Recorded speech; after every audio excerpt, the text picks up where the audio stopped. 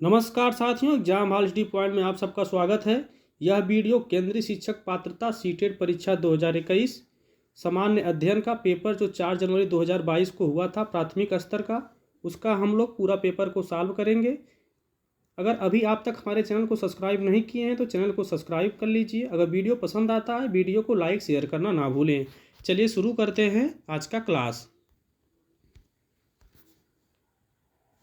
पहला प्रश्न है, मगरमच्छ मुख्य रूप से शिकारियों द्वारा मारे जाते हैं।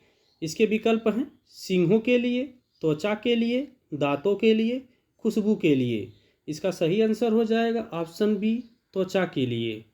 मगरमच्छ मुख्य रूप से त्वचा के लिए शिकारियों द्वारा मारे जाते हैं क्योंकि मगरमच्छ की त्वचा का उपयोग मुख्य रूप से हैंडबैग, जूते व अन्य भोग विलास की वस्तुओं जैसे बेल्ट, पर्स आदि फर्नीचर के उत्पादन में किया जाता है। मगरमच्छ सरीसृप वर्ग का सबसे बड़ा जंतुओं में से एक है। अगला प्रश्न देखते हैं। अगला प्रश्न है, बोरा चिपचिपे चावल की एक सामान्य किस्म है। यह मुख्य रूप से पाया जाता है। इसके विकल्प हैं असम में, बिहार में, उड़ीसा में, तमिलनाडु में। इसका सही आंसर हो जाएगा ऑप्शन ए, असम में।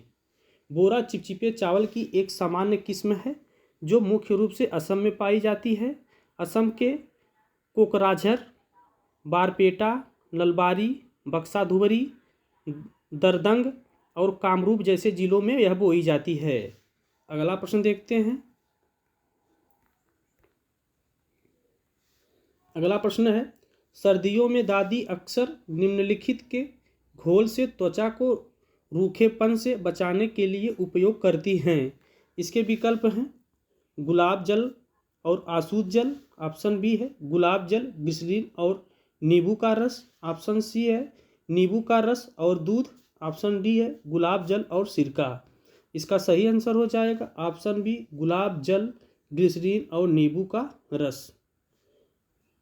सर्दियों में दादी अक्सर अपने त्वचा को रूखेपन से बचाने के लिए गुलाब जल, ग्लिसरीन और नींबू के रस का इस्तेमाल करती हैं।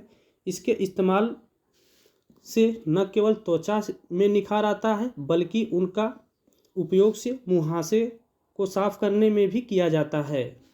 अगला प्रश्न देखते हैं। प्रश्न है, एक छोटे से पेड़ या झाड़ी की शाखा से लटकने वाला घोंसला बनाने वाला पक्षी है। इसके विकल्प हैं सूर्य पक्षी, कौवा, बारबेट, भारती रॉबिन। इसका सही आंसर हो जाएगा ऑप्शन ए, सूर्य पक्षी। एक छोटे से पेड़ या झाड़ी की शाखा से लटकने वाला घोंसला बनाने वाला पक्षी सूर्य पक्षी सनबर्ड्स है। सूर्य पक्षी को ही पर्पल तथा शक्कर खोरा के नाम से भी जाना जाता है। अगला प्रश्न देखते हैं।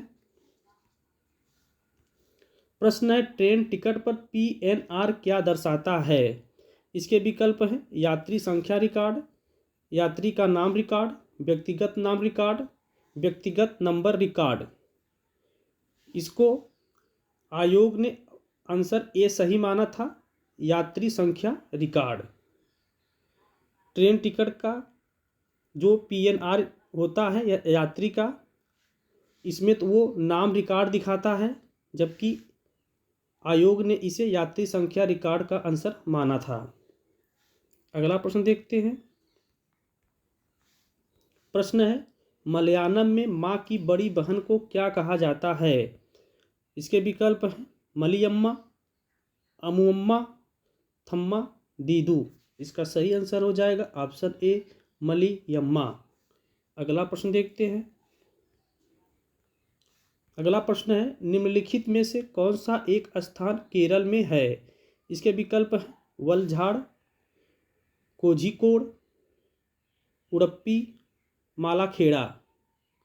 इसका सही आंसर हो जाएगा ऑप्शन बी, कोझिकोड। अगला प्रश्न देखते हैं। गांव का नाम वहां उगने वाले कई खेजड़ी पेड़ों के कारण पड़ा। इस गांव के लोग पौधों और पेड़ों और जानवरों की बहुत देखभाल करते हैं। भारत में यह गांव है। इसके विकल्प है उत्तराखंड में, उत्तर प्रदेश में, राजस्थान में, महाराष्ट्र में। इसका सही आंसर हो जाएगा ऑप्शन सी, राजस्थान में। गांव का नाम वहां आने वाले कई खेजड़ी पेड़ों के कारण पड़ा। इस गांव के लोग पौधों, पेड़ों और जानवरों का बहुत देखभाल करते थे। भारत में यह राजस्थान के जोधपुर जिला में है। खेजड़ी नामक पेड़ रेगिस्तानी इलाके में खूब पाया जाता है। इस पेड़ को ज़्यादा पानी की ज़रूरत नहीं होती है तथा इस पेड़ की छाल दवा के काम आती है और इस पेड़ की लकड़ी में कीड़ा भी नहीं लगता है और इस पेड़ की फलियों की सब्जी भी बनाई जाती है। अगला प्रश्न देखते हैं। प्रश्न है, हाथियों के झुंड का मुखिया होता है। इसके विकल्प हैं सबसे छोटी मादा हाथी, सबसे उम्र दराज माथा हाथी, ऑप्शन सी है सबसे बड़ा नर हाथी, ऑप्शन डी है सबसे छोटी नर हाथी। इसका सही आंसर हो जाएगा ऑप्शन बी सबसे उम्र दराज मादा हाथी। अगला प्रश्न देखते हैं। प्रश्न है, मिट्टी के बर्तनों को मजबूत बनाया जाता है। इसके विकल्प हैं ऑप्शन ए ब्रेक करके, ऑप्शन बी गलाने से, ऑप्शन सी भूनने से, ऑप्शन डी जलाने से। इसका सही आंसर हो जाएगा ऑप्शन डी जलाने से। अगला प्रश्न देखते हैं। प्रश्न है, पौधे का वह भाग जो दांत दर्द के उपचार के लिए उपयोग किया जा सकता है। इसके विकल्प हैं सौंफ, लौंग, मेथी, अफीम के बीज। इसका सही आंसर हो जाएगा ऑप्शन बी लौंग। अगला प्रश्न देखते हैं। अब प्रश्न है, गेहूं के आटे से चपाती बनाने का सही क्रम पहचानिए। इसके विकल्प हैं ऑप्शन ए है आटे को गूंथकर आटे की छोटी छोटी गोलियां बनाकर लोइयों को बेलकर और आग पर पकाकर, ऑप्शन बी है आटे की छोटी छोटी लोइयां बनाकर आटे को गूंथकर लोई बना लीजिए, लोइयों को बेलकर और आग में पका लीजिए। ये ऑप्शन सी है आटे की छोटी छोटी लोइयां बनाकर लोइयों को बेलकर आटे की लोई बनाकर और आग पर पकाकर, ऑप्शन डी है आटे को गूंथकर लोई बना लीजिए, लोई बेलकर तैयार कर लीजिए, आटे की छोटी छोटी लोइयां बना लीजिए और आग पर पका दीजिए। इसमें ये भी गलत है, ये भी गलत है, ये भी गलत है।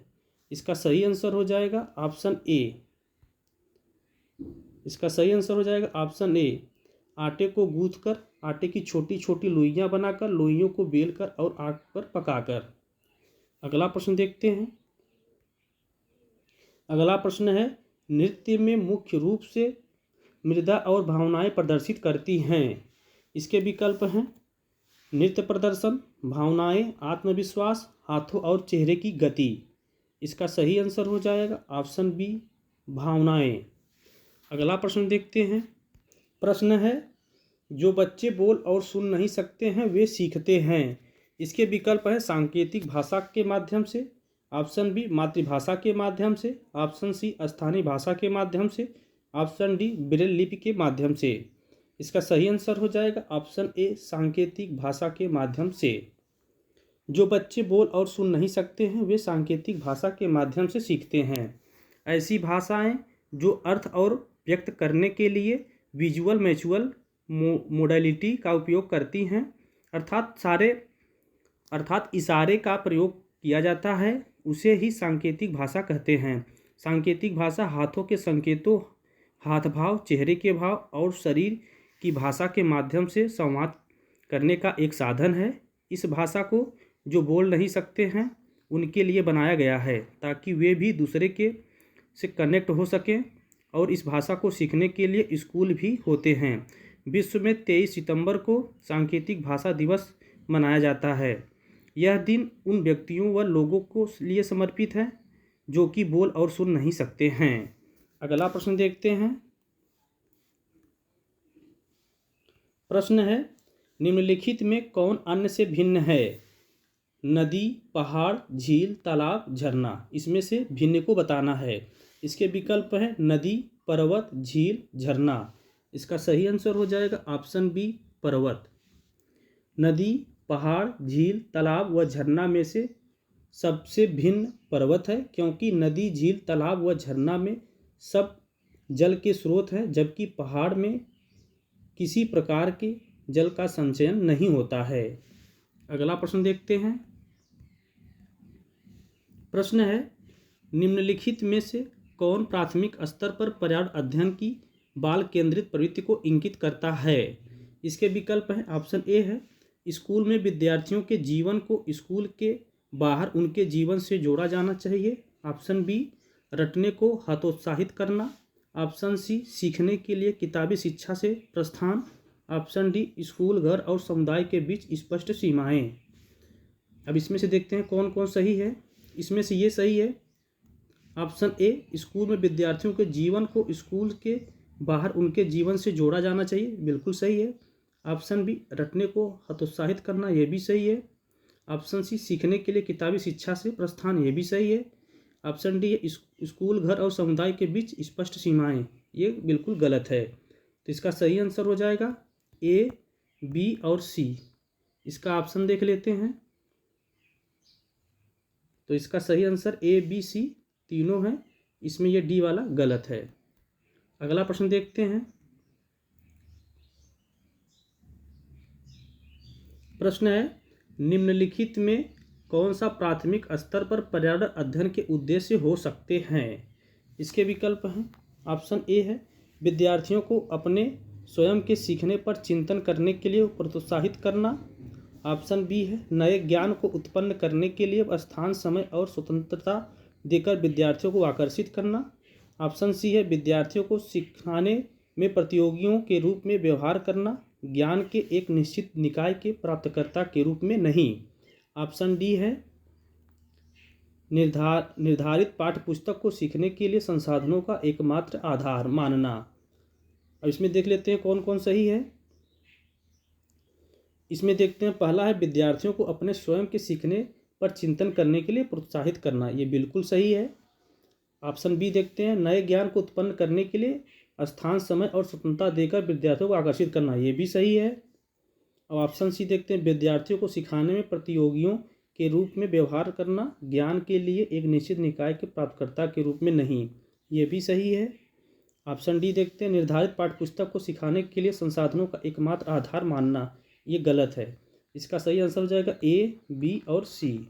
अब ऑप्शन में देखते हैं, इसका ऑप्शन पहले में सही है, ए, बी और सी। अगला प्रश्न देखते हैं। अगला प्रश्न है, प्राथमिक स्तर पर पर्यावरण अध्ययन के संबंध में निम्नलिखित में से कौन सा कथन सत्य है? इसके विकल्प हैं। ऑप्शन ए है, क्लास 3 से 5 तक पर्यावरण अध्ययन एक विषय के रूप में विज्ञान, सामाजिक विज्ञान और पर्यावरण शिक्षा की अवधारणाओं और मुद्दों को एकीकृत करना। ऑप्शन बी है, यह विषय कक्षा 1 और 2 में है और इससे संबंधित मुद्दों और चिंताओं को भाषा और गणित के माध्यम से दिया जाता है। ऑप्शन सी है, ईवीएस पाठ्यपुस्तकों में प्रयुक्त भाषा औपचारिक है। ऑप्शन डी है, यह एकल विषय दृष्टिकोण पर आधारित है। अब इसका देखते हैं इसमें से कौन सा सही है। इसमें से पहला वाला देखिए, क्लास 3 से 5 तक पर्यावरण अध्ययन एक विषय के रूप में विज्ञान, सामाजिक विज्ञान और पर्यावरण शिक्षा की अवधारणाओं और मुद्दों का एकीकरण है, यही ऑप्शन सही है। ऑप्शन ए सही है। अगला प्रश्न देखते हैं। अगला प्रश्न है, ईवीएस की कक्षा में निम्नलिखित में से किस एक को कम किया जाना चाहिए? इसके विकल्प हैं। स्वतंत्र वाद विवाद, चित्र पठन, कथा, विवरण। इसका सही आंसर हो जाएगा ऑप्शन डी, विवरण। अगला प्रश्न देखते हैं।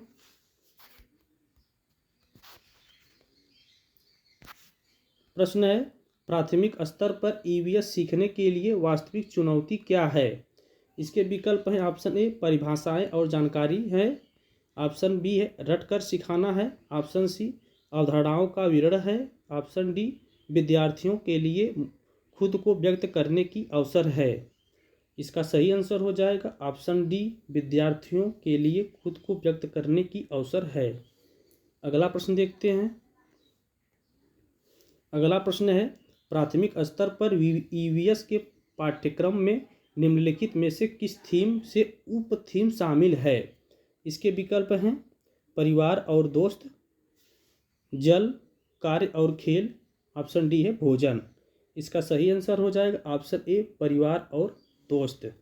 प्राथमिक स्तर पर ईवीएस के पाठ्यक्रम में परिवार और दोस्त थीम में उप थीम शामिल हैं। परिवार और दोस्त थीम के 4 उप थीम हैं, जिसमें पहला है आपसी संबंध, दूसरा है काम और खेल, तीसरा है जानवर और चौथे हैं पौधे। इसके अलावा प्राथमिक स्तर पर ईवीएस के पाठ्यक्रम में 6 थीम हैं। पहला है परिवार और मित्र, दूसरा है भोजन, तीसरा है पानी, चौथा है आवास, पांचवा है यात्रा, छठा है हम चीज़ें कैसे बनाते हैं।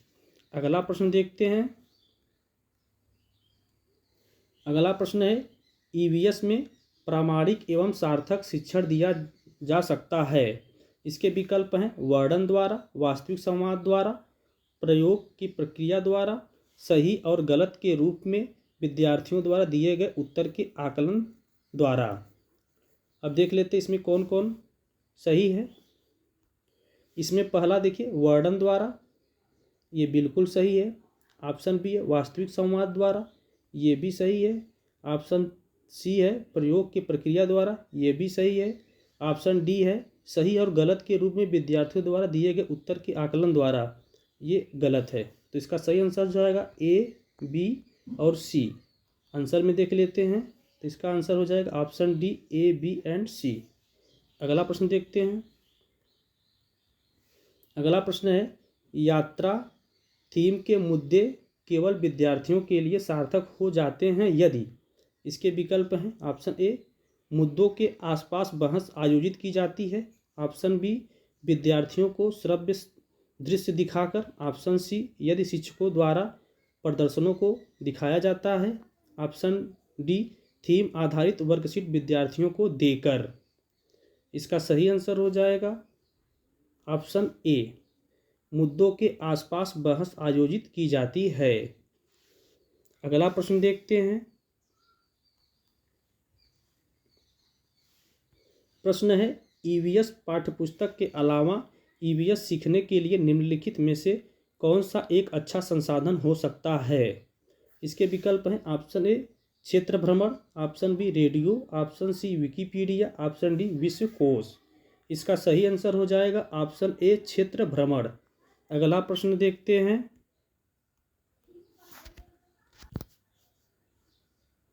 अगला प्रश्न है जल थीम से संबंधित सामाजिक सांस्कृतिक मुद्दों को प्रभावी ढंग से सीखा जा सकता है।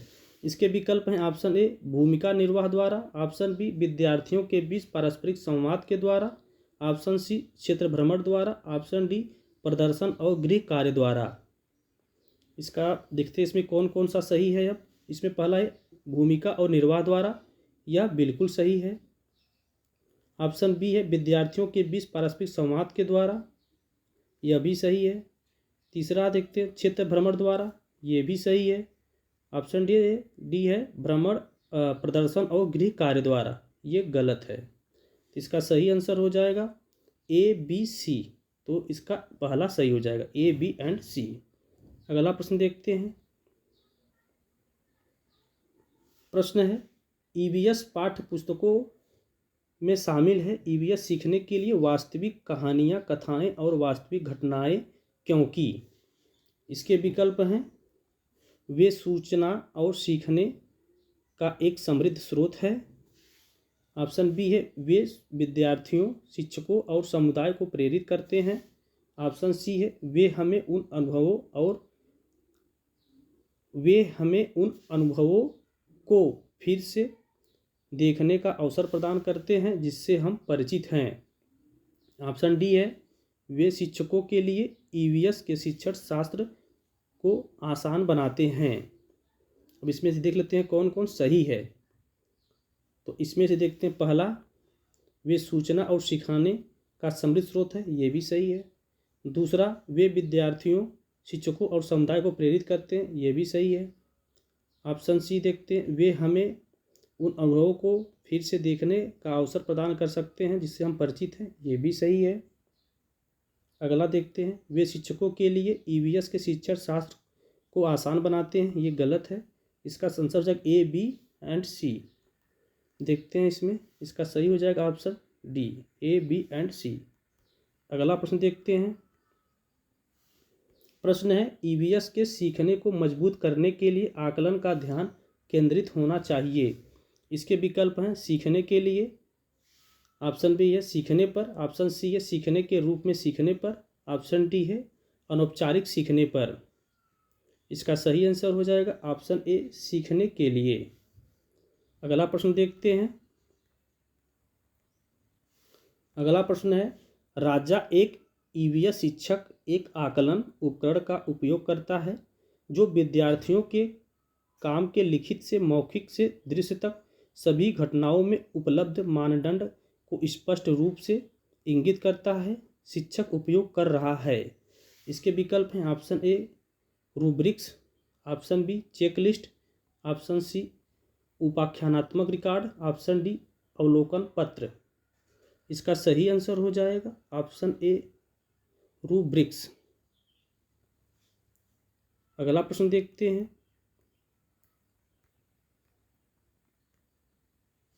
प्रश्न है ईवीएस में आत्म आकलन। इसके विकल्प हैं ऑप्शन ए सीखने के लिए आकलन है, ऑप्शन बी सीखने के बारे में सिखाना है, ऑप्शन सी उपलब्धियों और रखने के परिणाम के निर्णय के बारे में सिखाना है, ऑप्शन डी सीखने का आकलन। अब इसमें से देख लेते हैं सही कौन कौन सा है। पहला है सीखने के लिए आकलन, यह सही है।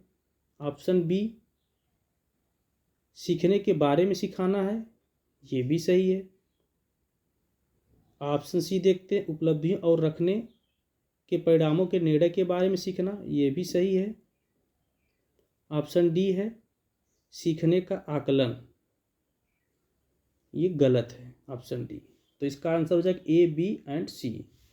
पहला सही हो जाएगा ए बी एंड सी। अगला प्रश्न देखते हैं। प्रश्न है ईवीएस का सीखना आधारित है। इसके विकल्प हैं ऑप्शन ए सरल से जटिल के सिद्धांत पर, ऑप्शन बी जटिल से सरल के सिद्धांत पे, ऑप्शन सी वैश्विक से स्थानीय के सिद्धांत पर, ऑप्शन डी अमूर्त से मूर्त के सिद्धांत पर। इसका सही आंसर हो जाएगा ऑप्शन ए सरल से जटिल के सिद्धांत पर। इस प्रकार से यह 4 जनवरी 2022 का ईवीएस का पेपर समाप्त होता है। अगर आप सबको यह वीडियो पसंद आया है, वीडियो को लाइक शेयर करना ना भूलें।